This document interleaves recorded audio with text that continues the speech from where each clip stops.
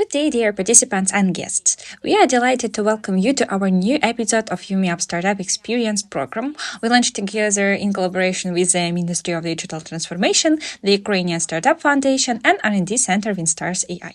We are thrilled to welcome you and hope you're ready to meet our new guest. He is the co-founder and CEO of Influ2, Dmitri Lisitski. Good day. Hello. We are happy to welcome you in our studio today. We hope our conversation will be informative and engaging, and that you can share your success story with our startups, how you began, how you developed your business, where are you now, and your plans for the future.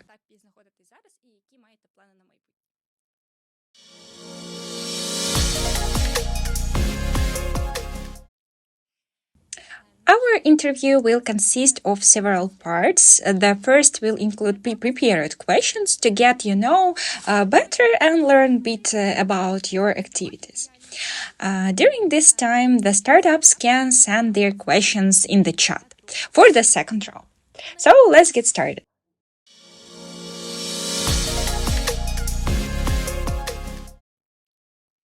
The first question is, which is the same for all our speaker.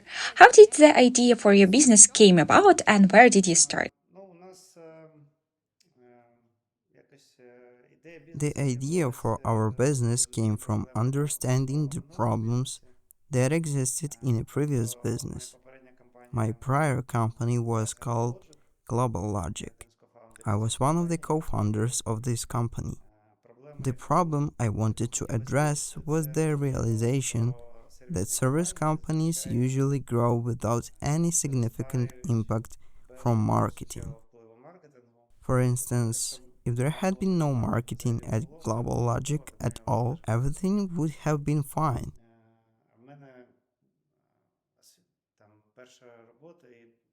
The company was large, but my first job and experience were in marketing. So I kept returning to this idea.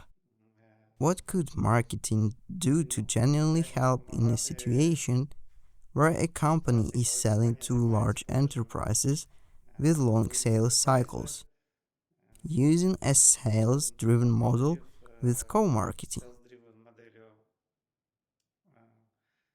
What role could marketing play in such scenarios? In reality, nothing we tried really worked. Everything we built was based on referrals, efforts from the founders and investors, and without marketing. I kept revisiting this problem in my mind, trying to figure out what exactly marketing could contribute to this type of business. At some point, I discussed this issue with my co-founder. He said, I have 7 ideas for what we could build. One of these ideas directly addressed the question, could we create technology to identify what marketing could do in a sales-driven organization, typically owned by large traditional companies with heavy business-to-business marketing strategies? The idea was to show ads specifically to decision makers, enabling them to make better purchasing decisions. That's how the concept came about. That's awesome. The idea was rooted in specific problem, and that's great because when entrepreneurs come up with ideas, it's not always guaranteed that they will resonate with potential buyers or clients. Often it can be something spontaneous like, oh, I have thought of something new, it's cool, now I need to make it happen, I absolutely must do this. But then you try to find your target audience and realize that there are plenty of similar products and it's not profitable. So it's great that this understanding came to you so quickly. Could you share how do you develop this idea and how you used it to start building your business? I had some experience building product companies, and the main takeaway for me was that you should build the product as late as possible and as little as possible. For many founders, especially those with an engineering background, especially those with an engineering background, the intuitive approach the intuitive approach is to create something big. But we did the opposite. In fact, this was our third or fourth attempt at building something.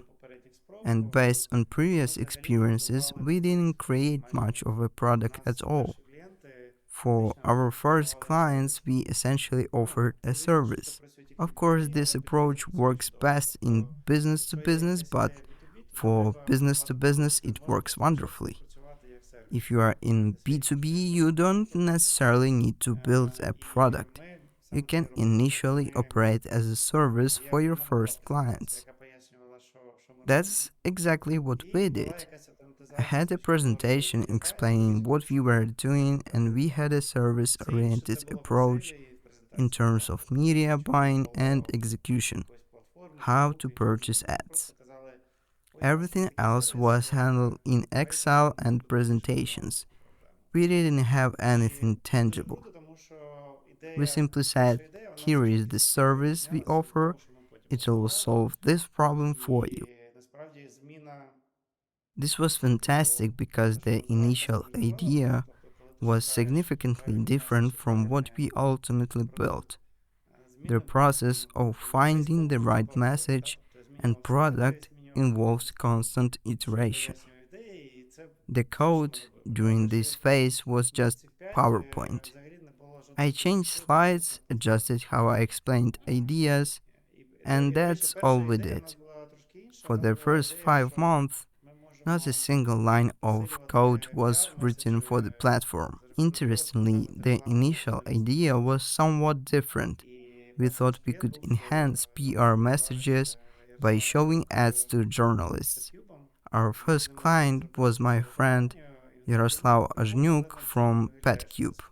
We ran a test campaign with them and he said, it's cool, but it doesn't seem like something we absolutely need. It was not that I had no value, but it was not perceived as essential either. So I adjusted the presentation slightly and started pitching to other friends. The first actual code I wrote myself was in March. We had started this in December. Only in March did we begin writing the platform because by then it was somewhat clear that there was real client Got demand it. for That's what we great. were So, before offering. creating your own product, you went through a kind of research phase within your network.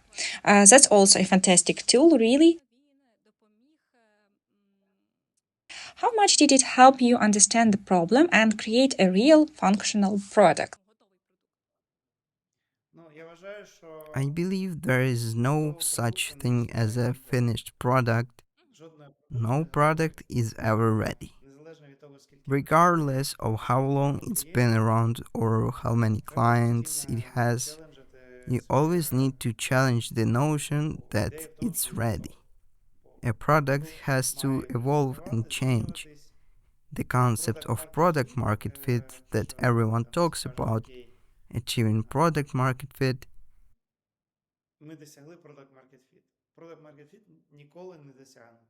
it is constantly evolving because needs change. The environment changes, and even if nothing changes, there might be something deeper that was not initially visible. So, saying there is a research phase that eventually ends is a big mistake. It never ends. In our case, I had this hypothesis that we would have a product when we learned how to sell it to strangers.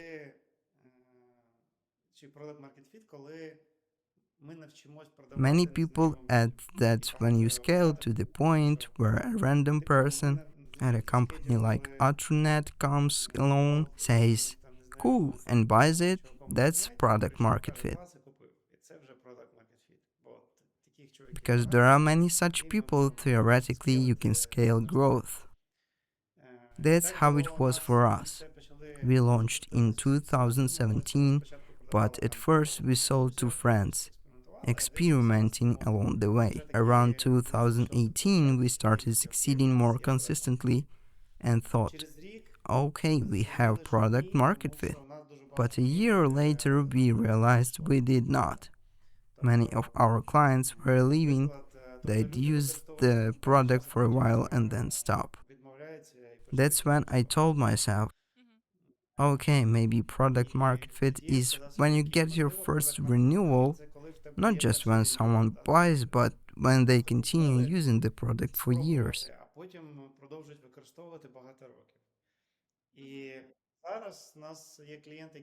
Now we have clients who've been using our product for over 7 years. There is a certain degree of product market fit, our retention is solid, and everything seems fine.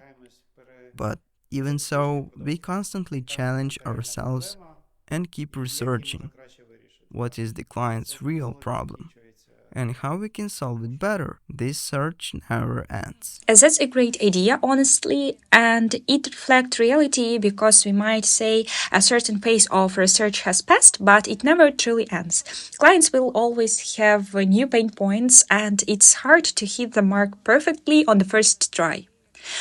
So it's essential that you continue this never ending research process to meet their needs as fully as possible and make your solution more comprehensive. That's amazing. Could you share with us who your first client were? How you earned your first revenue and how challenging it was? Well, friends. In fact, especially entrepreneurial friends are great because Ukraine has a very tight-knit entrepreneurial community. That's wonderful because it's so easy to test things. Entrepreneurs support one another, and if it is business to business, again, it's very easy to test hypotheses. They give great feedback because they are building products themselves, so they can clearly explain what they don't like or what is not working. The only problem with friends is that there is a limited number of them.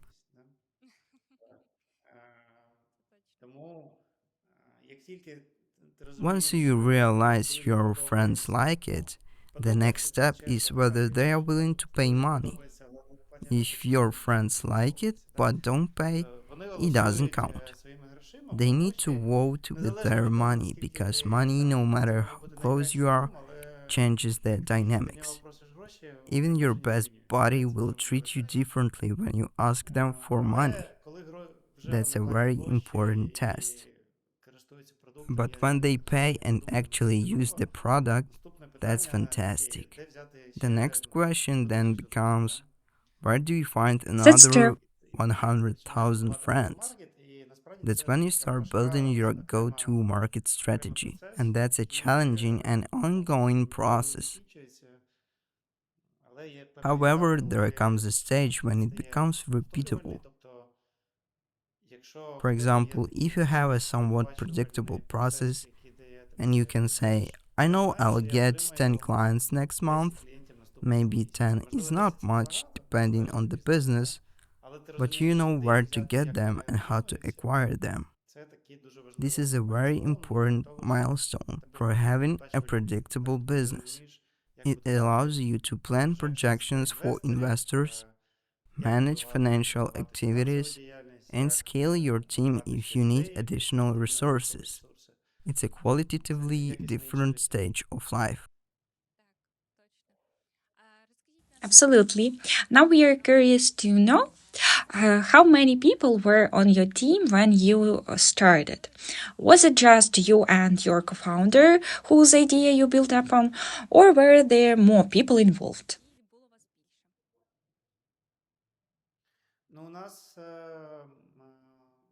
There were more of us.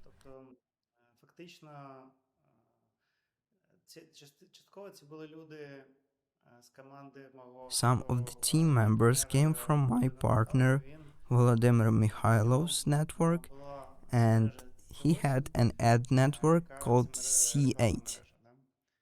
And the first media buyers were people who worked there. At the same time, I brought in a few others early on. We needed help managing campaigns, inputting data, and handling tasks that required manual effort. A friend joined to handle business development.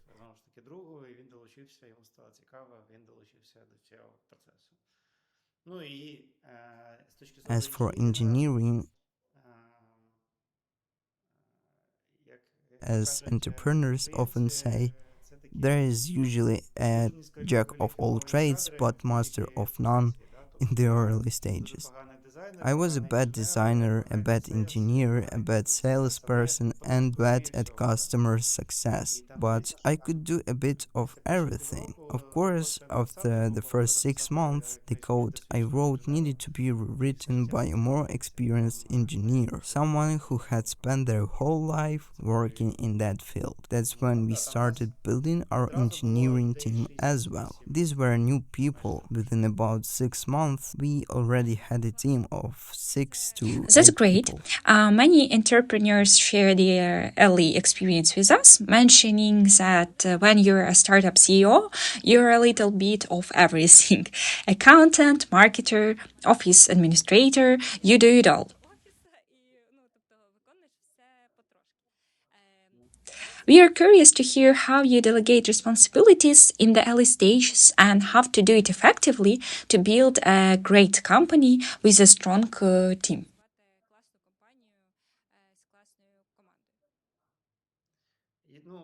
The term delegating responsibilities comes from the corporate world.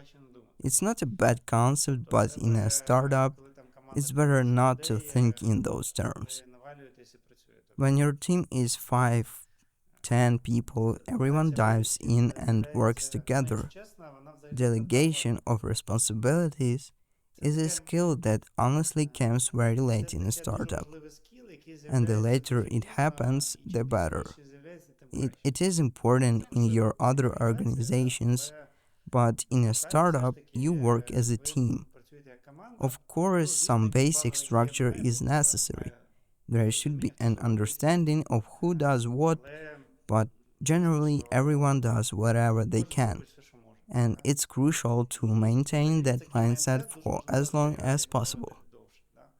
For example, I've managed large companies before, attended business school, and learned a lot. However, everything you are taught in a big companies and business schools is the opposite of what you need in a startup. Those are bad skills for startups. If a startup CEO begins by delegating responsibilities like in a corporation, that's a problem.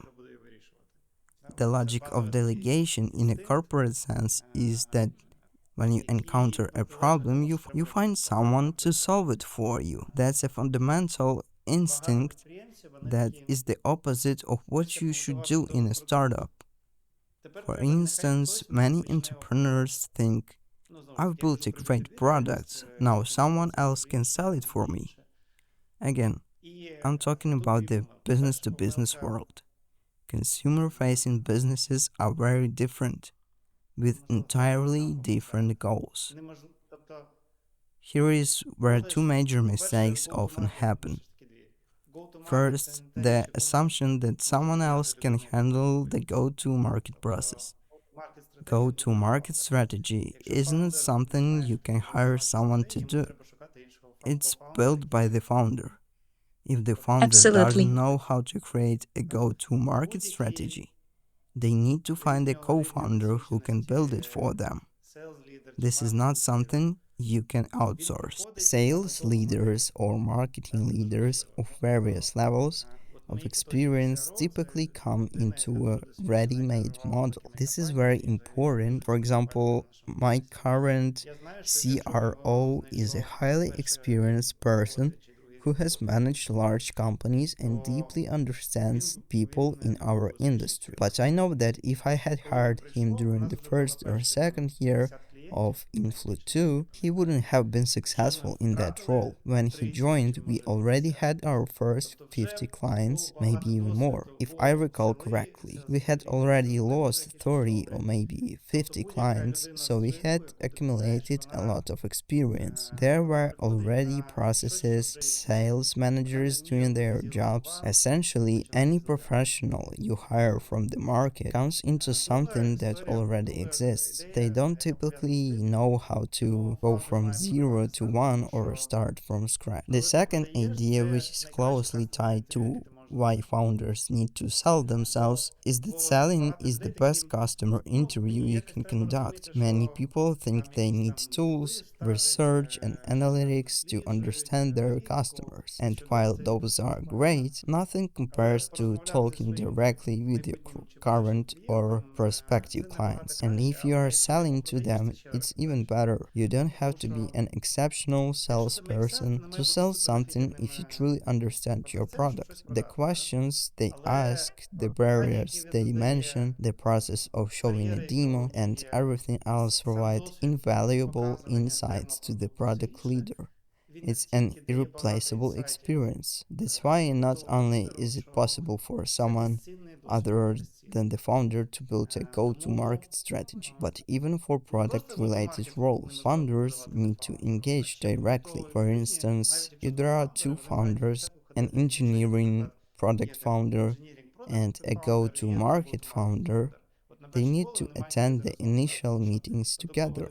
The product-oriented founder needs to hear firsthand what customers are saying, the questions they ask, and attempt to explain things. If they are not great at speaking, the other founder can handle the conversation while they listen. It's absolutely critical. So when it comes to delegation, forget about it. Nobody delegates anything. Many people, including myself in the past, make the mistake of coming from big businesses It's into great startups that and trying you to shared delegate. this That's insights the worst because thing it you seems can like a do. simple question, but in reality, it's quite complex. It's crucial to understand at which stage delegation makes sense and which stage certain functions should still be performed by founder to generate more value and innovative ideas for the future. Let's move on to the second part of our interview. This will be questions from startups.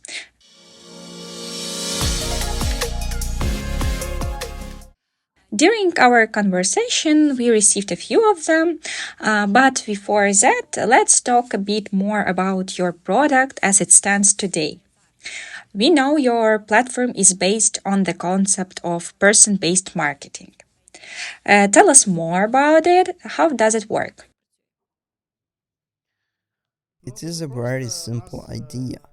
To make it easier to sell, you need to sell to someone who already knows a little bit about you. How do you build that awareness? By showing people ads. I'm a big fan of advertising. I think it's a highly underrated tool. First of all, it's an art form. Second, it's a very effective tool because people see ads when they are the least busy. It's the least intrusive channel. Why is it the least intrusive? Because other tools like calling someone or pitching directly are more disruptive to their current work of life cycle. Alternative sales channels interrupt people more than ads do. Ads are usually seen when people are not doing anything particularly important. For Yes, for the example, most they part. might be scrolling through Instagram or even LinkedIn. or reading the news. At those moments, they are more open to receiving new information.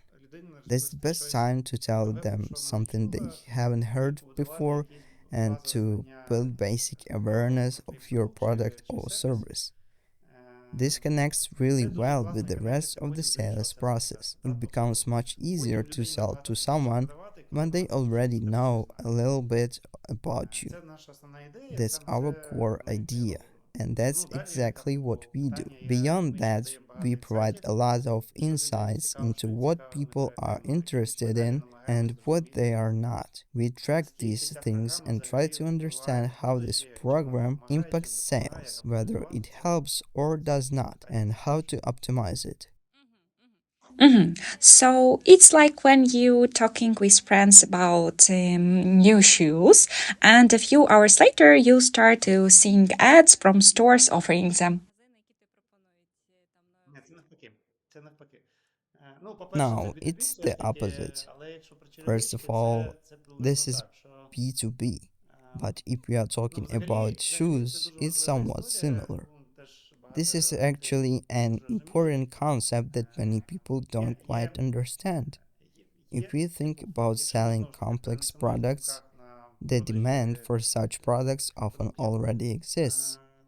The challenge is to find and build a relationship with someone who is already purchasing something similar and does so regularly.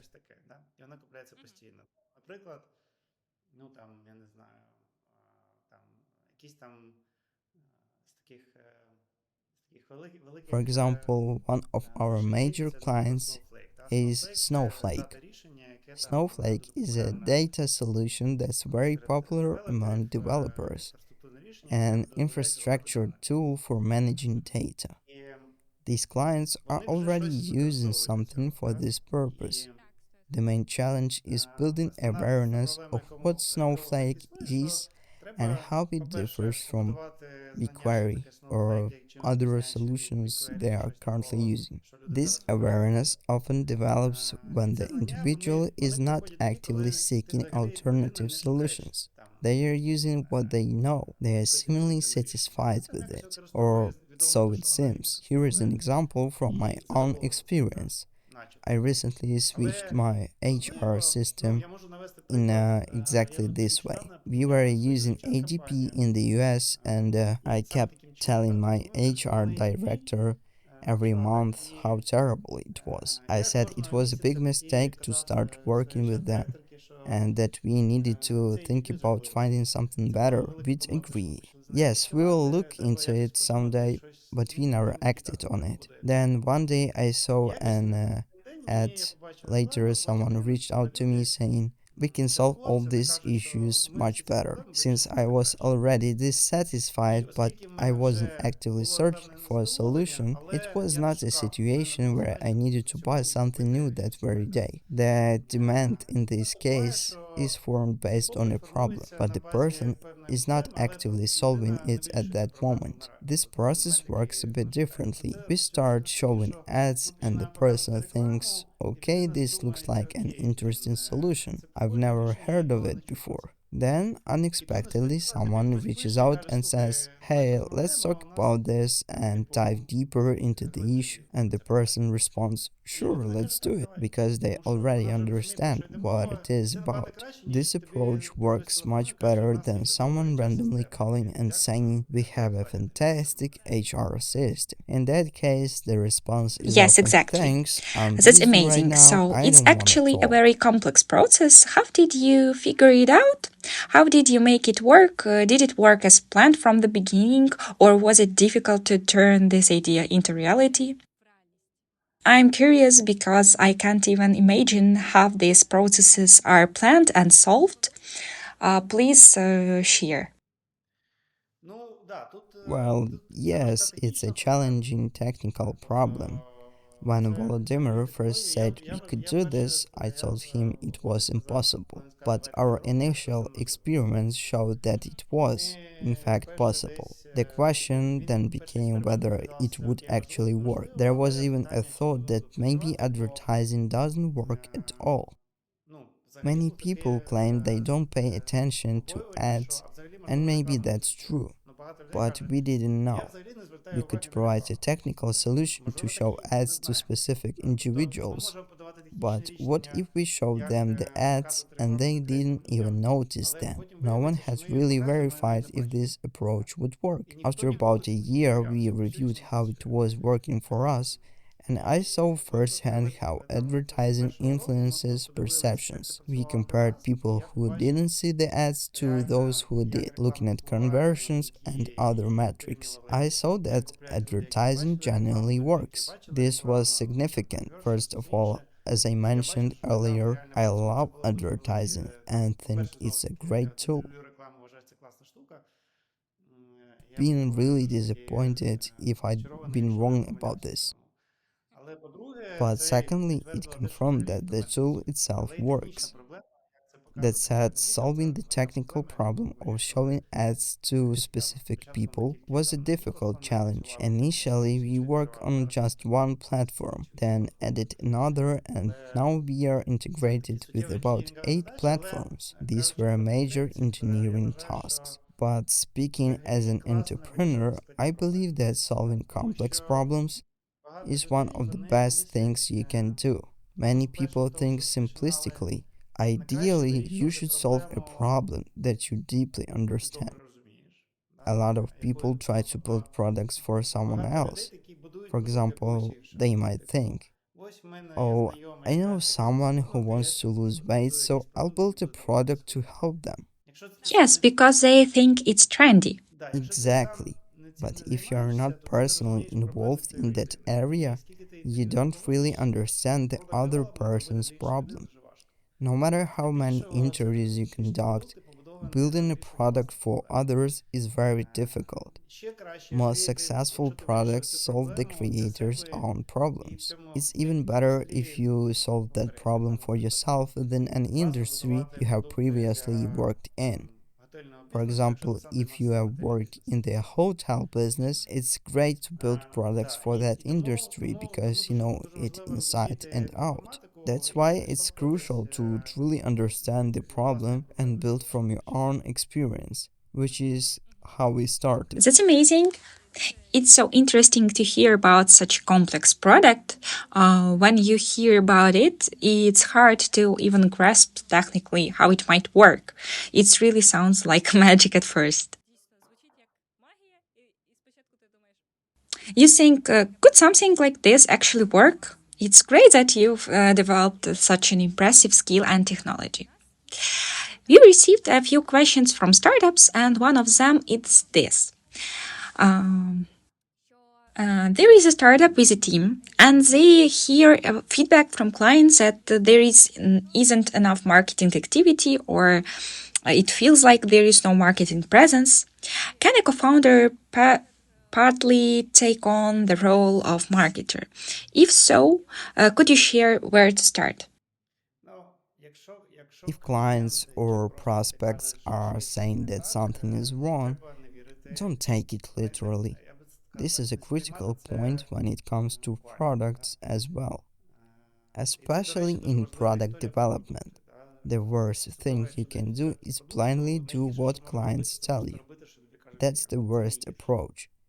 The same goes for marketing and strategy, because in reality, this feedback could mean something entirely different. My hypothesis is, which I would investigate, is where is this coming from? How does the customer know what marketing should be doing? What is their opinion based on?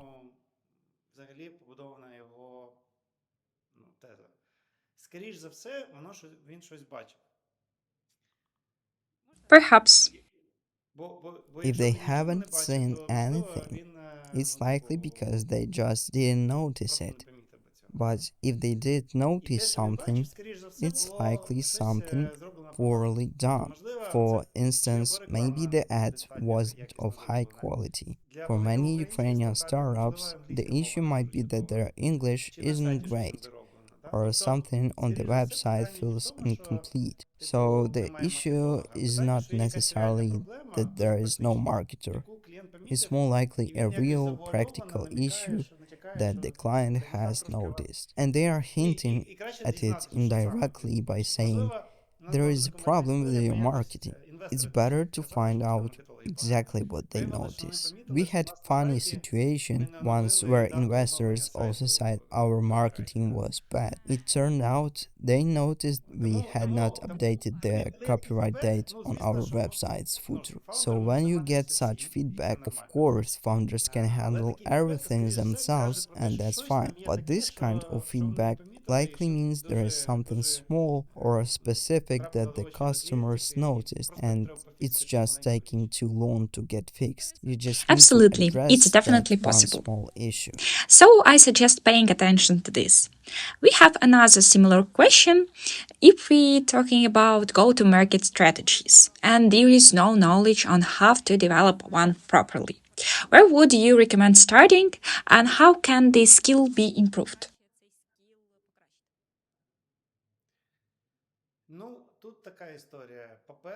Here, here is the thing. First, I have two pieces of advice that seem contradictory, but the truth lies somewhere in between. On one hand, a lot has been written about go to market strategies. Honestly, you just need to read what others have written, what works and what does not. But on the other hand, you shouldn't search for some magical solution that will solve everything for you.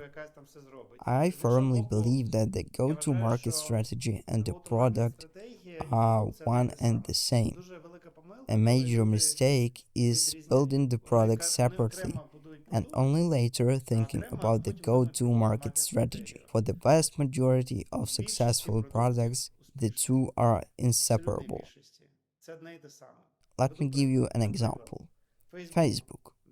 Their go-to-market strategy was embedded in how they spread social network, starting with Ivy League college students, who invited each other and grew network organically. In their case, the product and the GTM strategy were completely intertwined. If someone had come up with a brilliant idea for a social network, built it in isolation and then tried to drive traffic through Google Ads, at the time Facebook wouldn't exist today. That would have been a mistake. For almost every product, the secret to how it succeeded and gained large numbers of users lies in the direct connection between the GTM strategy and the product itself. This is especially true for marketplaces.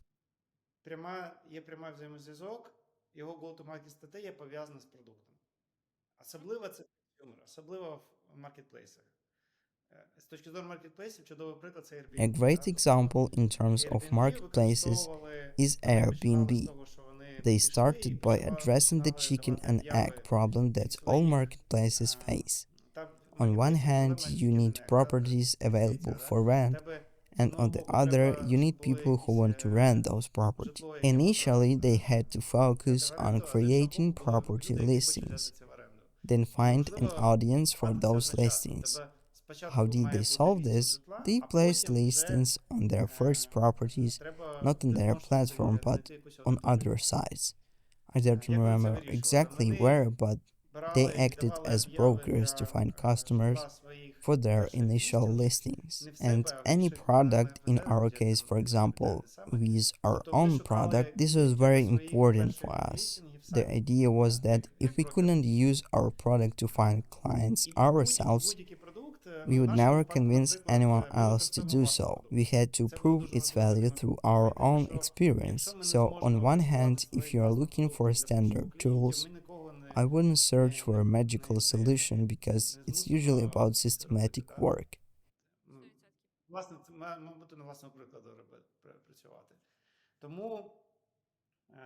A lot has already been written on this, following best practices, experimenting, and understanding what works. But the magic lies in product development itself.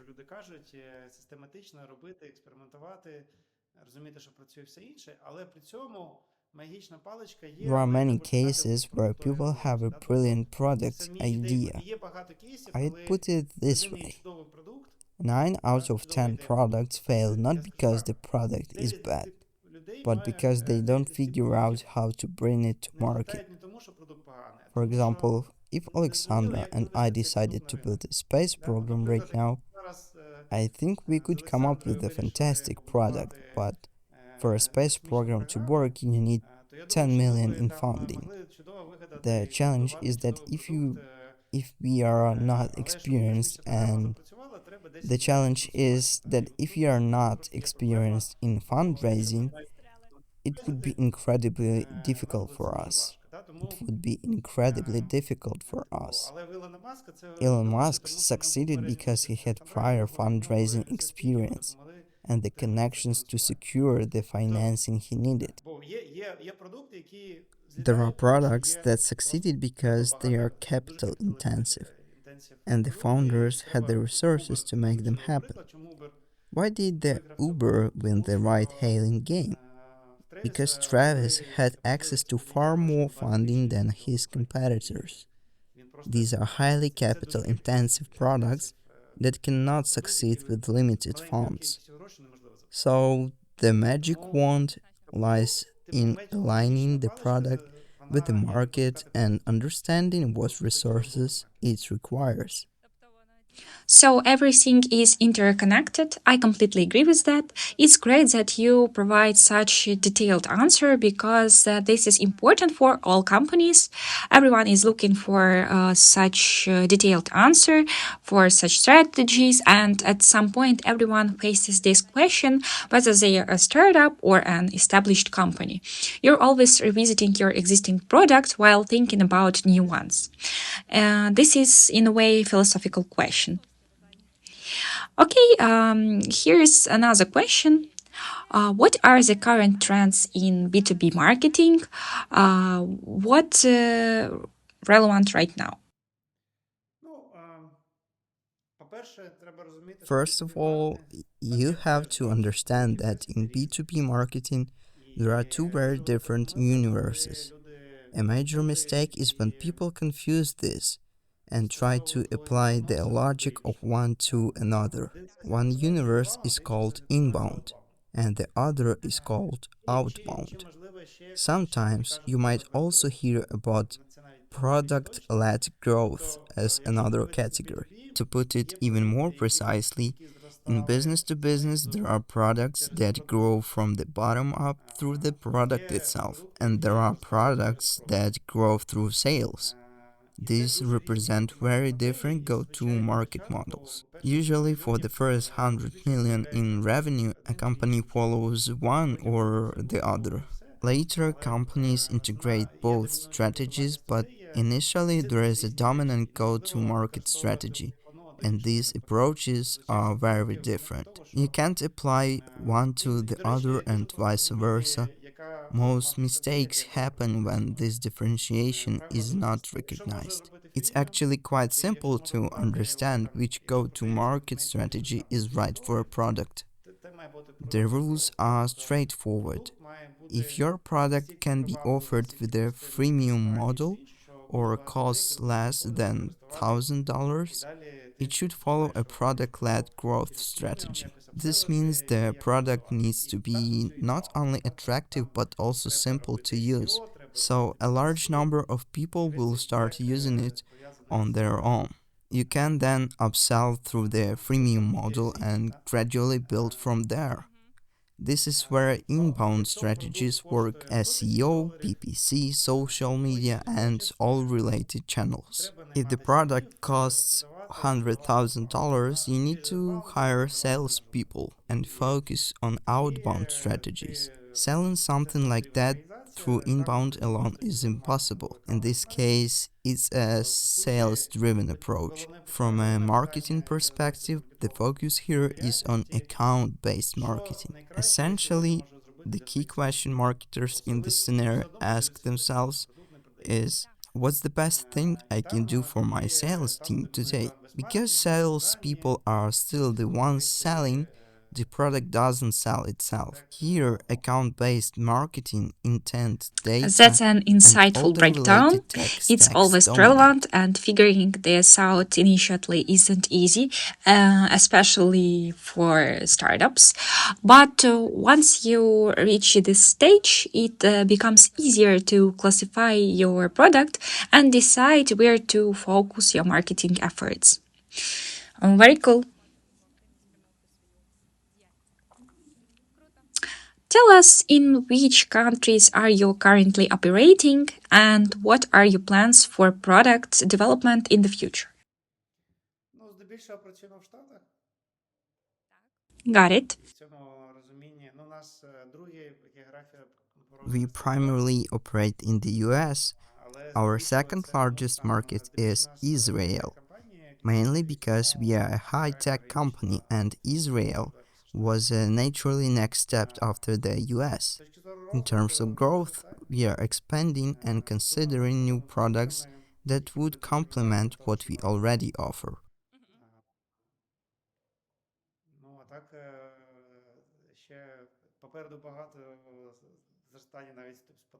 Yes, there is still plenty of growth ahead, even So with there our is still current room to client base expand. and existing Cool. products.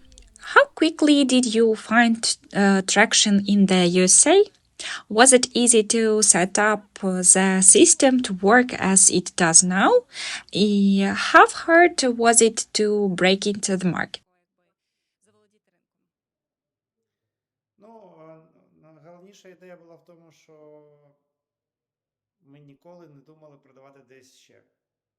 The main idea was that we never considered selling anywhere else.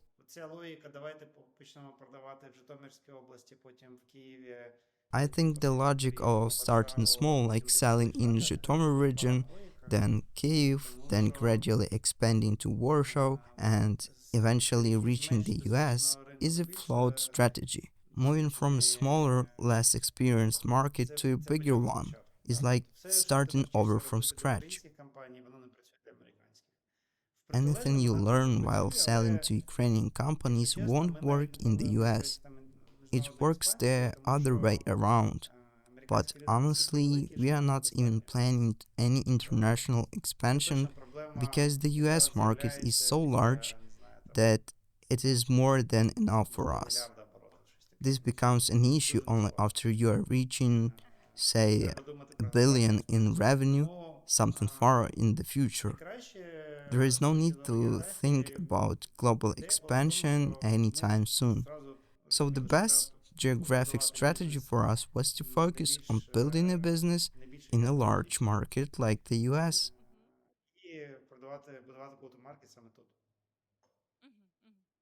and That's establishing our amazing. business to I know business marketing startups so process often then. face the challenge of scaling their operations to new countries.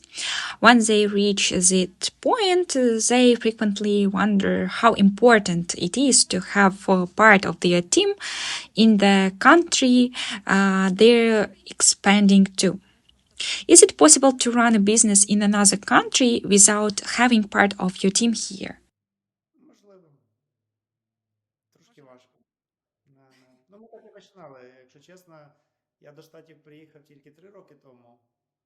It is possible, but a bit challenging. That's actually how we started. To be honest, I only moved to the US 3 years ago.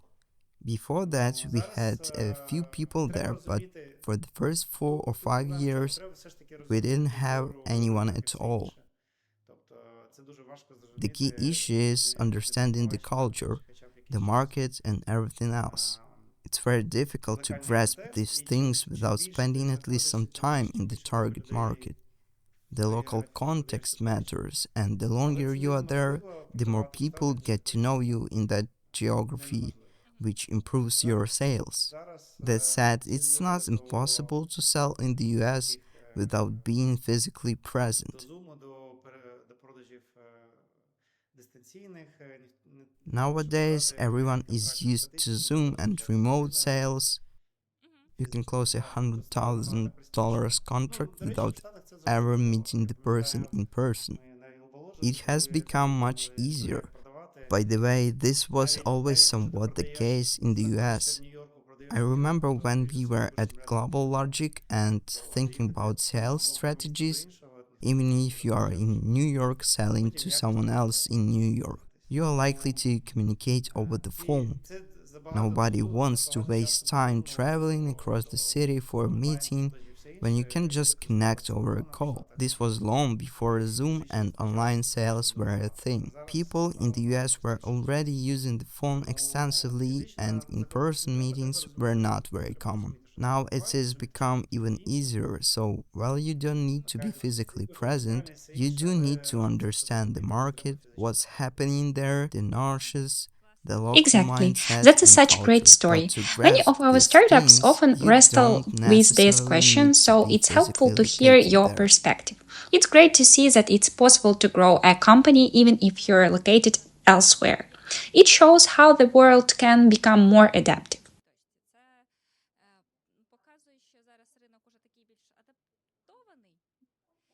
Clients are willing to work with you even if you're in a different location, as long as you have a great product that offers real value. That's a huge achievement, I think.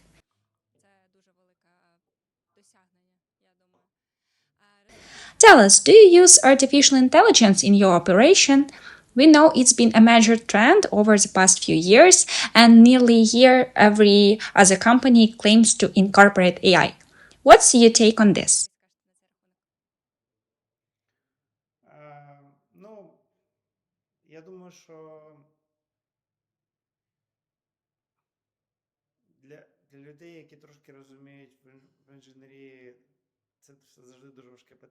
Well, for people who understand a bit about engineering, this is always a difficult question because it isn't clear what exactly AI means. Here is the funny part of the story. About a year or two ago, some of our investors asked us what our AI strategy was. I told them, guys, you invested in us because we are an AI startup. Why? Because AI is essentially a stack of technologies.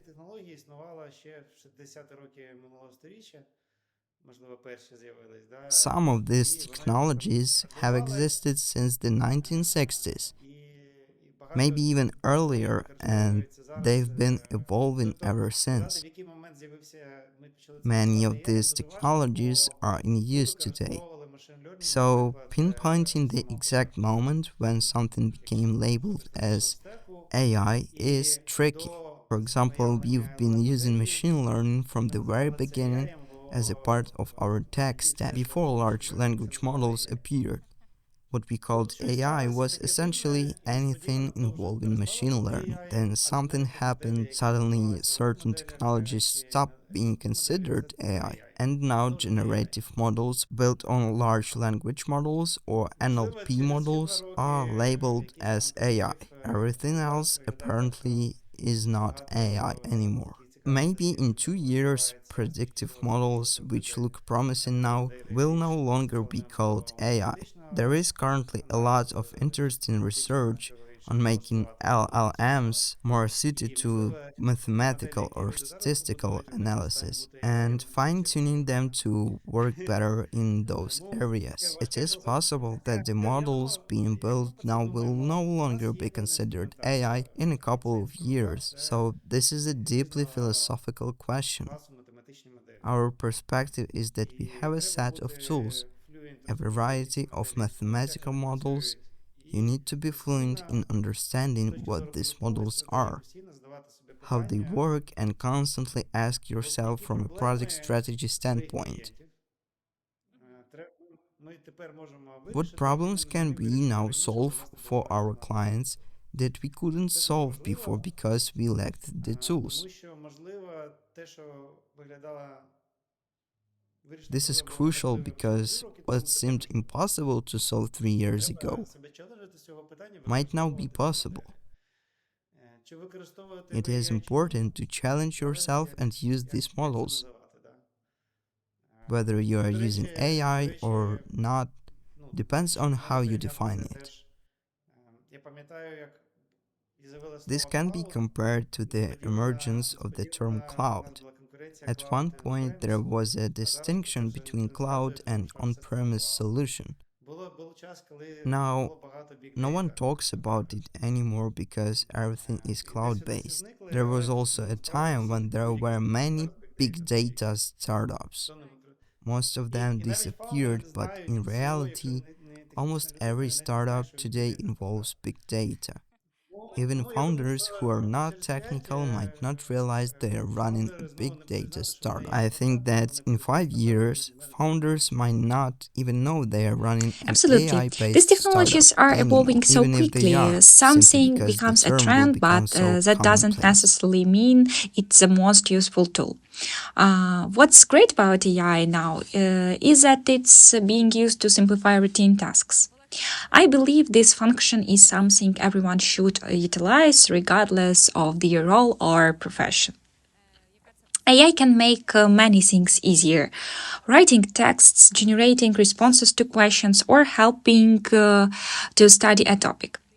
It's fantastic that it can serve as a resource to answer so many questions.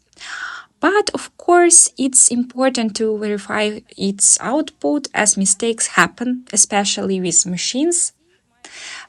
It's a great tool, but it must be used wisely. Returning to our earlier question about whether you need a team in a country where you plan to operate, we have another question from a startup. If, for example, you're based in Ukraine but planning to expand and develop your business in the USA, how do you understand the market? Do you need to hire local salespeople to make the process easier, or how do you properly grasp the local atmosphere and the specific needs of the people there?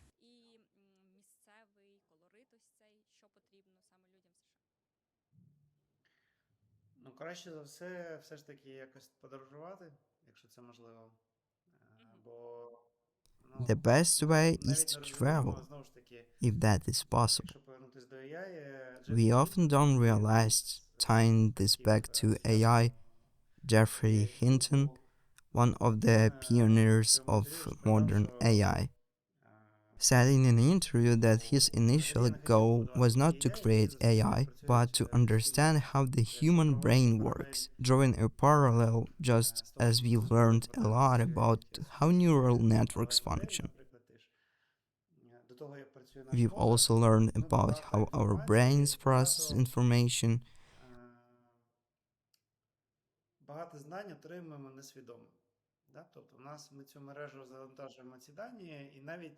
Much of what we learn is subconscious. For example, when we load a neural network with data, it processes information we don't always rationally understand. Similarly, we often underestimate the value of the information we absorb. From this perspective, it is important to gain as much experience and knowledge as possible, even if it is not directly related to leads or clients. Being physically present in a country, living there, interacting with people, provides an invaluable understanding of the context and culture. So, while it's not always essential, if it is possible, traveling and speaking with people in the market you are targeting is the best way to understand it, even if it doesn't immediately result in business success. It will significantly enhance your understanding of the environment.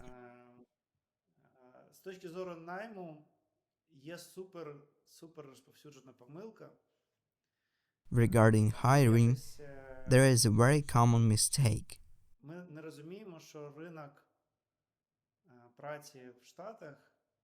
We don't realize that the labor market in the US is not the same as in Ukraine.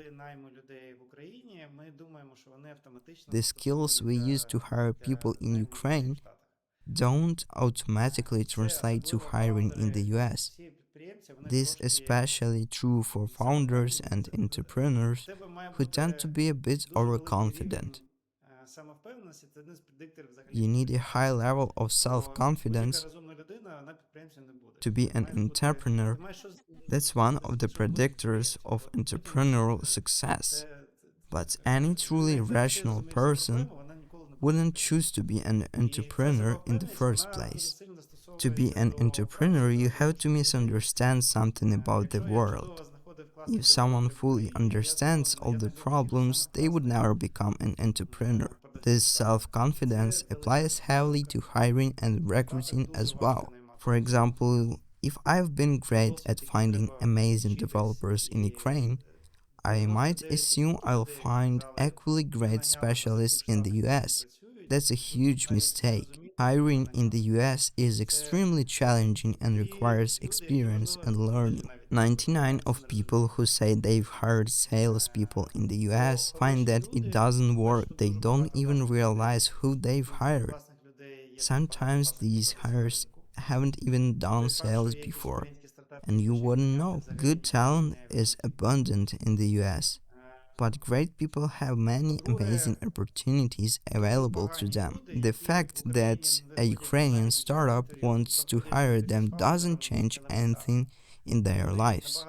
On the other hand, bad candidates in Ukraine wouldn't even pass an HR interview, but in the US they might easily make it through a founder interview. That's a cultural difference. People in the US are much better prepared for interviews. It is a skill they are taught from an early age. For example, my younger son, who studies in the US, spends a lot of time practicing how to communicate, present ideas, and sell himself. Even in algebra classes, they learn to articulate and sell their solutions. As a result, someone who might not be highly skilled can still make an incredible impression on Ukrainian founders. When founders say there are not good salespeople or marketers in the US, it's often because they haven't even met the best candidates. They never made it to the interview stage. That's why hiring is so difficult.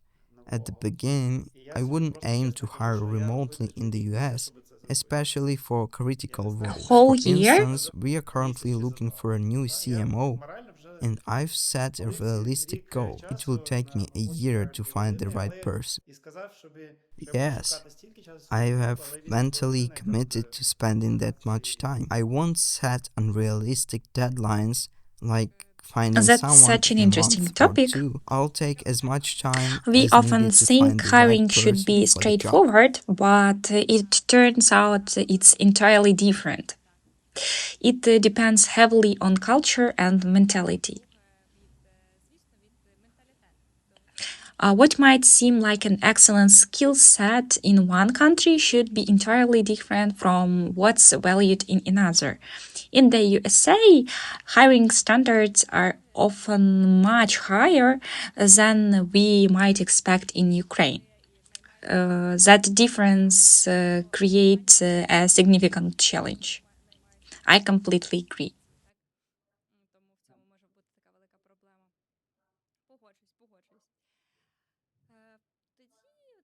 Let's wrap up this part of the interview with one final question. In your opinion, how will the world of marketing change in the near future? What trends will become relevant compared to what we see now? Which will become the most prominent?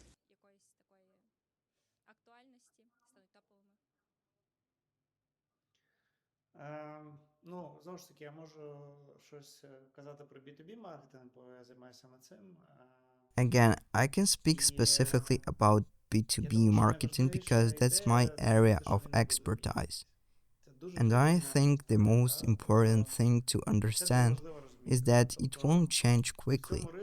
It is a very slow moving space, and that's crucial to realize. This was actually a big disappointment for us when we launched. We had this groundbreaking technology, we were a great team, and spent so much time trying to build credibility in the industry. But change in this market happens very slowly.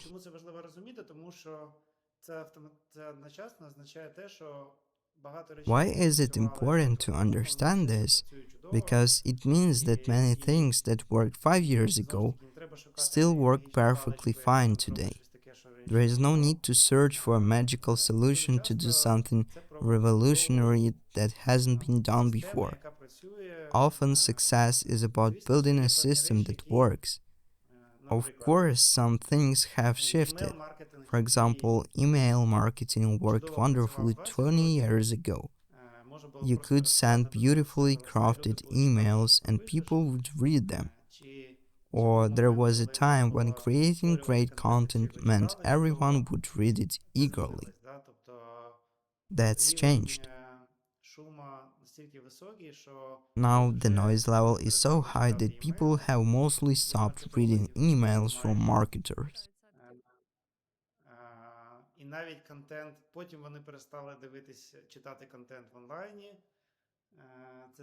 Even with content, it's rare for people to read online articles anymore. Most engagement is automated or minimal. If you look at the average time spent on articles, it's disappointing. Now we are seeing automation on LinkedIn that destroys any chance of genuine human attention. The reality is that the content you create is fighting in a world where noise is growing exponentially. So, marketers need to focus on shorter content, more concise ideas, and finding ways to remain relevant in this noisy environment. That said, account based marketing programs still work, outbound sales still work, SEO works, PPC works. All the traditional tools still function, but they are becoming less effective over time. I would summarize it this way. You need to understand the basics, which don't change overnight, but also stay aware of trends and directions.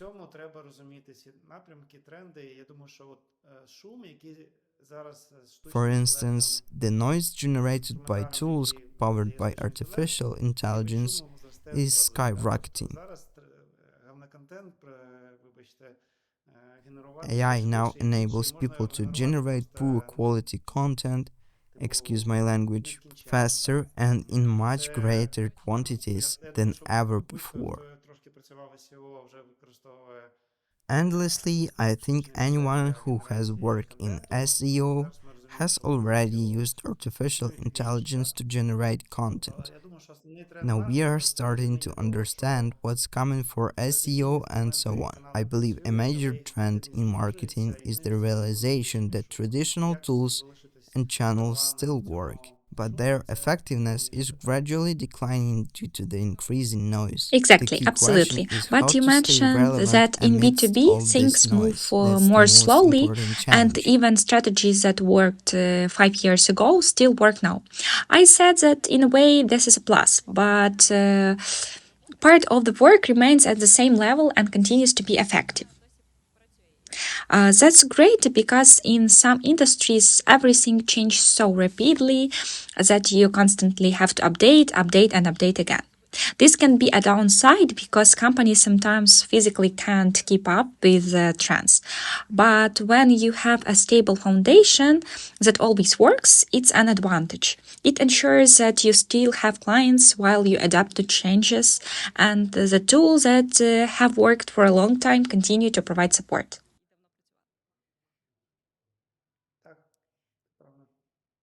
Great. Let's move on to the final stage of our interview, I agree. rapid fire questions. I suggest you give brief answers so we can learn a little more about you as an interesting way.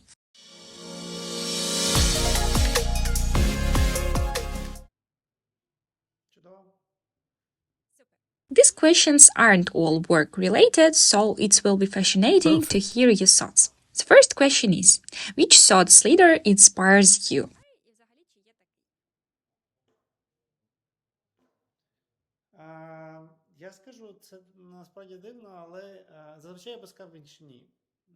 I'll say, and this might sound strange, but usually I'd say no. I don't have one specific thought leader who constantly inspires me.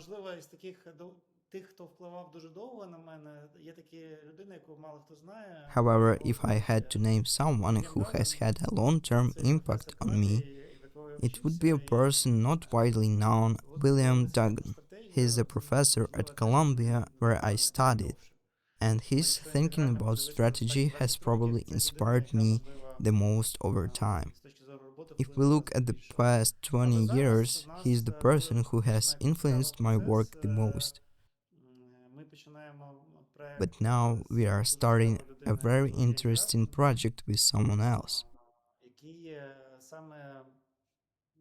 Andy Ruskin. What we realized Yes, is, but that's okay. It's interesting to hear you oh, started was this developing supposed such to an be a short interesting thought. answer? Sorry.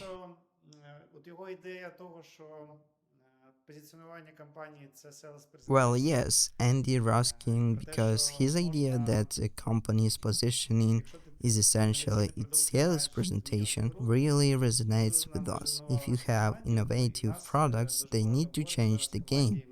And this idea has strongly aligned with our team recently. We've been having many discussions about Cool, it thank you for and the are answer. now Let's working move with him on. directly, This next drawing question isn't work inspiration from related, his it's ideas. about relaxation.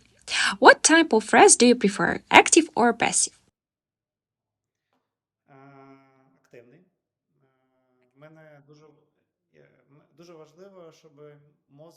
Active.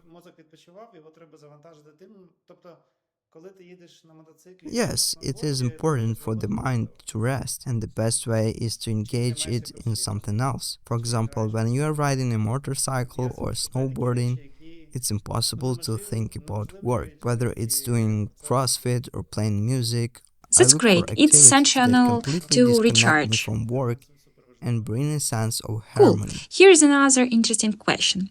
If you could have That's a superpower incredibly for important work, to me. what would it be? For example, reading minds, controlling time, or maybe something else?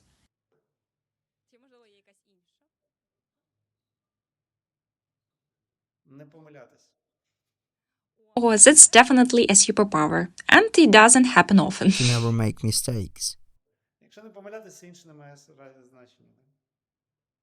Yes, absolutely. If you never made mistakes, then nothing else would matter.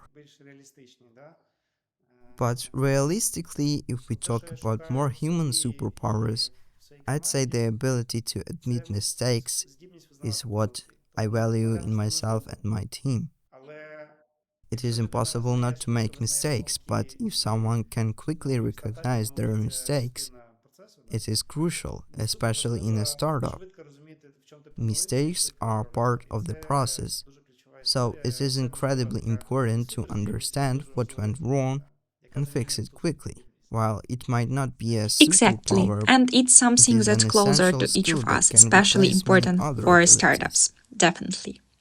Here is the next question. Is there a book that changed your life? Or maybe a few?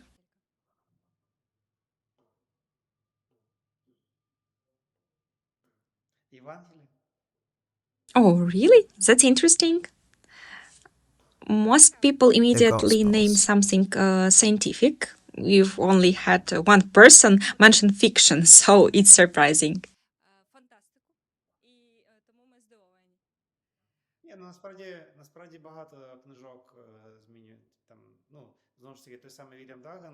Many books have had an impact. Again, William Duggan's work has influenced me greatly. Or, for example, The Black Swan by Nassim Nicholas Taleb. There are many impactful books, Okay, but it's let's hard to move on to the compare them next to question. something When as it comes to fundamental study, as the what would you Gospels. choose? Self education or formal education?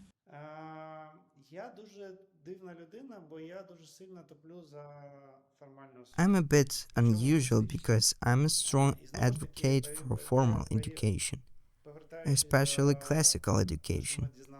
Going back to what we've learned about how the brain works, through understanding neural networks,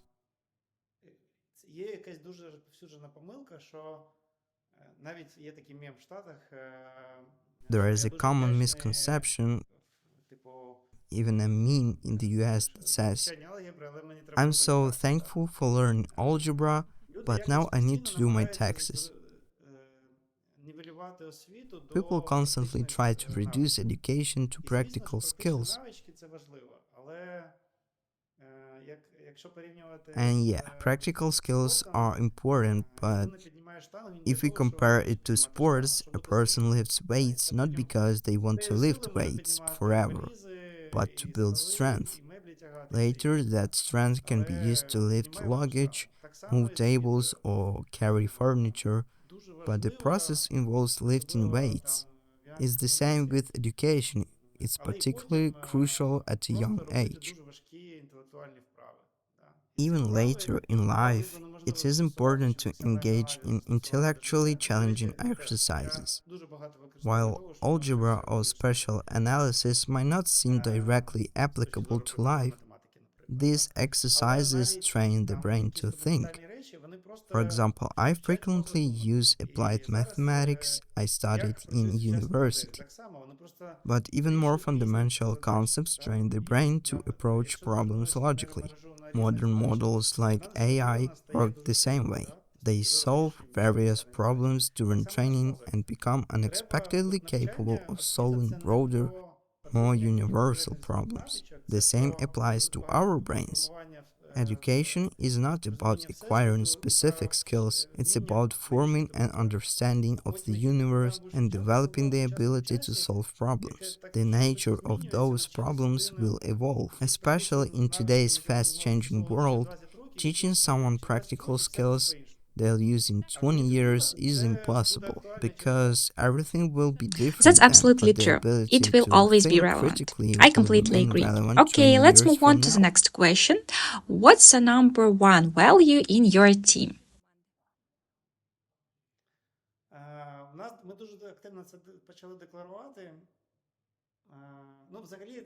We've started actually emphasizing this. Overall, we try to maintain the startup spirit in many ways, but the most important value is autonomy. It's a concept that's hard to fully grasp.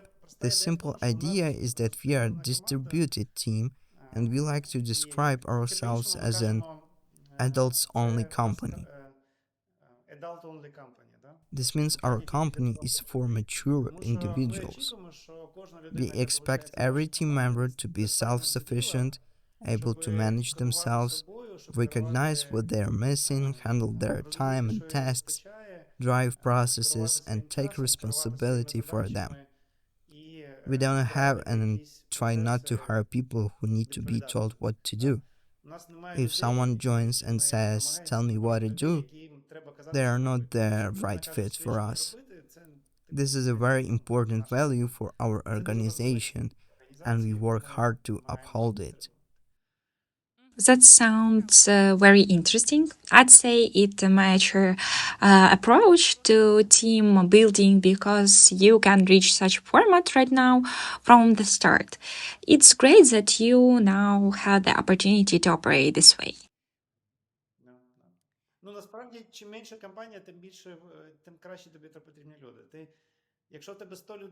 Actually, the smaller the company, the better the people you need. If you have 100 people, you can afford 10% ballast for 10 people who Agreed. don't pull their Here's weight. an But interesting if you question. have only 5 people, What you advice can't would you afford give to any yourself at ballast. the start Every of your person career? needs to be exceptional. Yes, or at the beginning of developing your business. At the Let's start say of at my the start of your career, startup journey.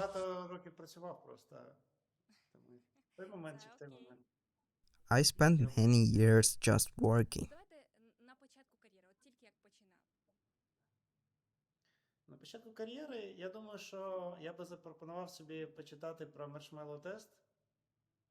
At the start of my career, I think I would advise myself to read about the marshmallow test because it actually explains a lot about how to think about your work. You are just starting out and don't understand much yet. It's a well known story. Let me explain it, just in case someone hasn't heard. The idea is that children were given a test. They could eat one marshmallow now or wait 2 minutes and get two marshmallows. It was found that the kids who waited 2 minutes and received two marshmallows were generally more successful later in life. The scientific validity of this experiment is somewhat questionable. And of course, what constitutes success is debatable, among other things, but as a model, it's a great one. It is crucial to understand the importance of thinking long term instead of seeking quick results, focusing on long term pathways and building toward long term goals yields much better outcomes at work.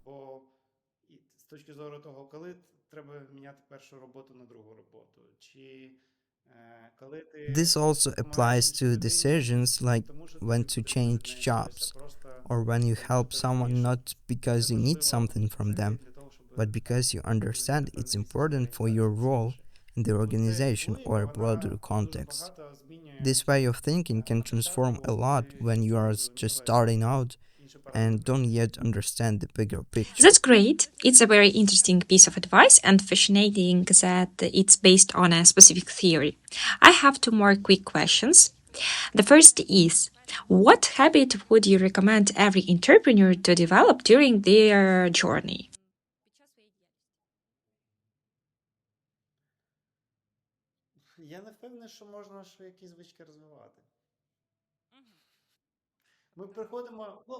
I'm not sure if entrepreneurs can develop habits.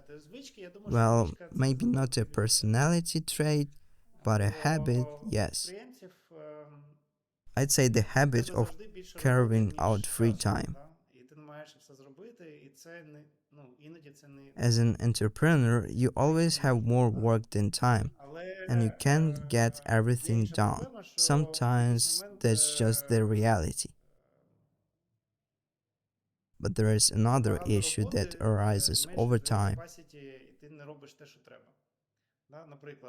Too much work reduces your capacity, and you end up not doing what really needs to be done. For example, in product development, you need time to think about what your product should do. If you're just looking at data, selling, coding, and so on, it's easy to go down the wrong path and make poor decisions. You need time to reflect. Similarly, if you are heavily focused on sales or fundraising, it's a highly stressful process. Accumulating too much stress becomes inefficient. If you try to sell while you are stressed, you won't sell anything. So it is crucial to monitor your state and carve out time. Even when you think you don't have any, to say, okay, I need to step back and train. Or I need to rest. There is this pervasive hustle culture where founders work excessively, and that's just how it is. While that's true, even in such an environment, you need to monitor your state. I If you feel completely agree. overwhelmed or At overworked some point, and you your become state is not unproductive aligned or with your your function, decisions you aren't need to as address fresh it. or clear as they could be if you had a balance between work and personal time. It's important. I agree.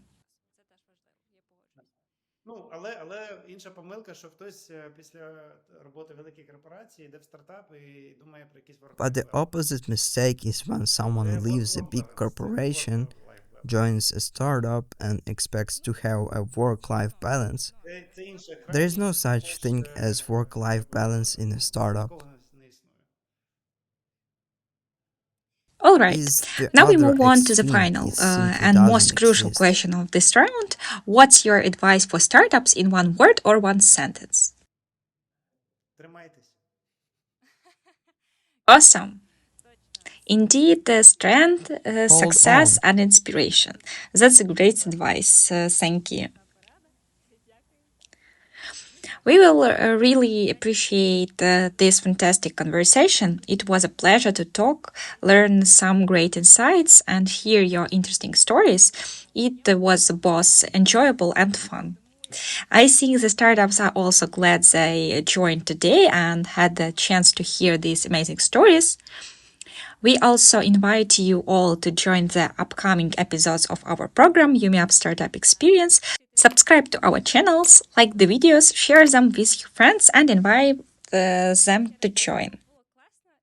Thank you all for participating.